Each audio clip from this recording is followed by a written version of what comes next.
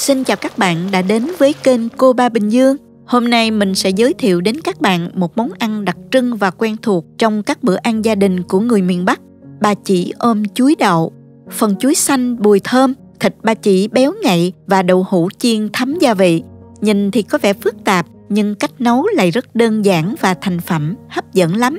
Ăn với cơm với bún đều rất ngon. Hương vị lạ miệng thú vị nếu bạn là người mới thưởng thức lần đầu. Mời các bạn cùng vào bếp làm ngay món ăn này với mình để đổi vị cho bữa cơm gia đình dịp cuối tuần này nhé. Đừng quên tham khảo các thành phần nguyên liệu và dụng cụ nhà bếp mình hay dùng ở dưới phần mô tả của video. Danh sách nguyên liệu mình cũng ghi rõ ở cuối video này. Nào hãy cùng mình bắt đầu thôi. Trước tiên mình sẽ tước vỏ chuối, chuẩn bị sẵn một thau nước muối, vắt thêm một ít chanh hoặc cho vào đây một muỗng canh giấm hòa tan. Tước chuối xong thì mình cho ngay vào thau nước để chuối không bị thâm.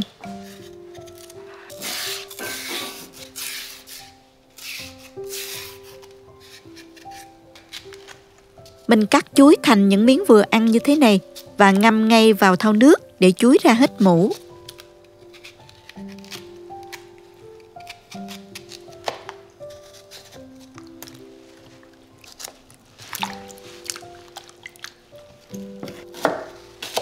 Tiếp tục sơ chế những nguyên liệu khác. Hành lá thì mình cắt nhỏ. Và một nguyên liệu không thể thiếu trong món ôm chuối đậu, đó chính là lá lốt và tía tô.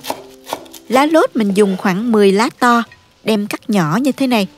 Tía tô mình cũng cắt giống như vậy luôn. Để qua một bên để lát nữa nấu xong mình sẽ cho vào nha. Mình dùng thêm vài tép tỏi, đập dập và băm nhuyễn. Cắt thêm vài lát ớt.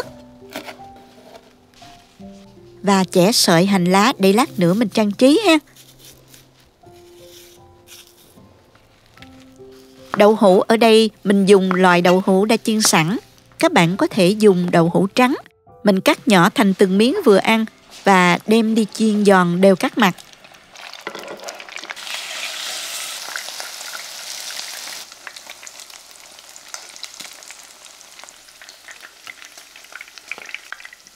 Chuối xanh sau khi ngâm và rửa sạch mình để ráo nước. Bây giờ mình cho vào chiên sơ để chuối không bị rã khi ôm ha.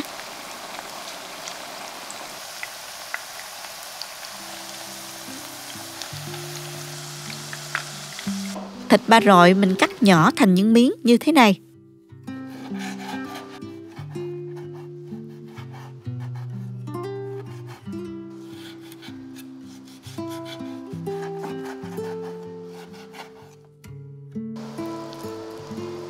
Và để tạo màu cho món ba rọi ôm chuối đậu, mình dùng thêm một củ nghệ nhỏ giã nhuyễn.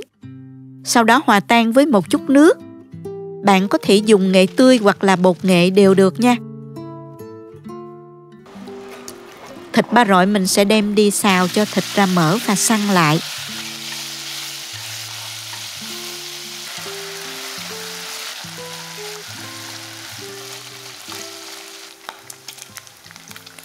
Cháy cho đến khi thịt chuyển vàng, xém cạnh như vậy là được rồi. Mình cho ra một cái chén.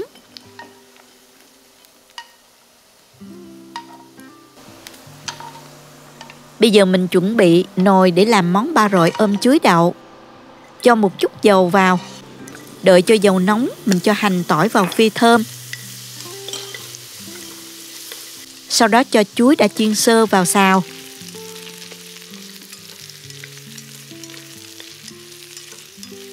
Tiếp tục mình cho thịt ba rọi lúc nãy vào luôn. Tạm tắt bếp và nêm vào đây 2 muỗng canh mẻ.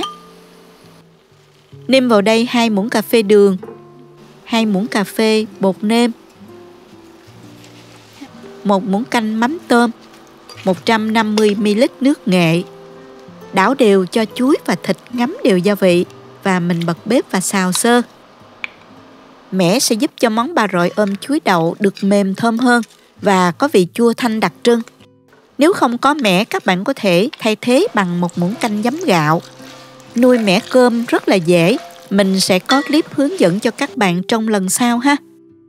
Tiếp tục cho đậu hũ và trộn đều lên. Xào thêm một chút nữa. Bây giờ thì mình cho thêm 500ml nước, sao cho nước xăm xắp mặt như thế này là được. Hạ lửa nhỏ và rim từ 7 đến 10 phút cho đến khi chuối mềm và đậu mềm thấm hết gia vị nha. Bây giờ các bạn có thể nêm nếm sao cho phù hợp với khẩu vị gia đình mình ha. Mình nêm thêm vào đây 1 muỗng cà phê đường, 1 muỗng cà phê bột nêm, một chút tiêu và 1 muỗng cà phê mắm tôm cho dậy mùi.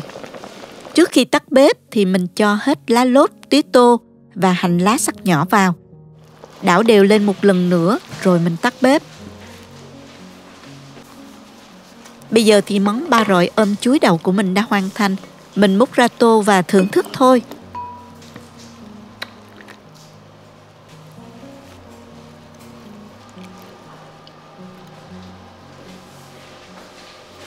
Thêm vài lát ớt. Món này mình phải ăn ngay khi nóng mới ngon nha các bạn. Ba rọi ôm chuối đậu mình ăn với cơm, bún, hoặc là các bạn có thể nấu thêm nhiều nước hơn để mình chan với bún, ăn như là một món nước cũng rất là ngon nha. Phần chuối thấm gia vị mềm thơm, đặc biệt là không bị rã. Thịt ba chỉ săn béo ngậy, phần đậu chiên giòn thấm gia vị vàng ươm hấp dẫn. Phần nước dùng sánh ngon đậm vị, có màu vàng từ nghệ, rất đẹp và ngon mắt. Chúc các bạn làm thành công với món ba rọi ôm chuối đậu để đổi vị cho bữa cơm gia đình nha. Cảm ơn các bạn đã theo dõi hết video. Nếu thích cách mình chia sẻ, nhớ gửi cho bạn bè cùng xem, bấm like và đăng ký kênh để xem nhiều món ăn mới của mình. Nếu thấy video thật sự hữu ích, bạn có thể gửi tặng ekip thực hiện 1 ly cà phê bằng nút Super Thanks hình trái tim ngay bên dưới video. Các bạn cũng có thể truy cập website cobabìnhdương.com để xem công thức nấu ăn dưới dạng bài viết. Chào tạm biệt và hẹn gặp lại các bạn trong video kỳ tới nha!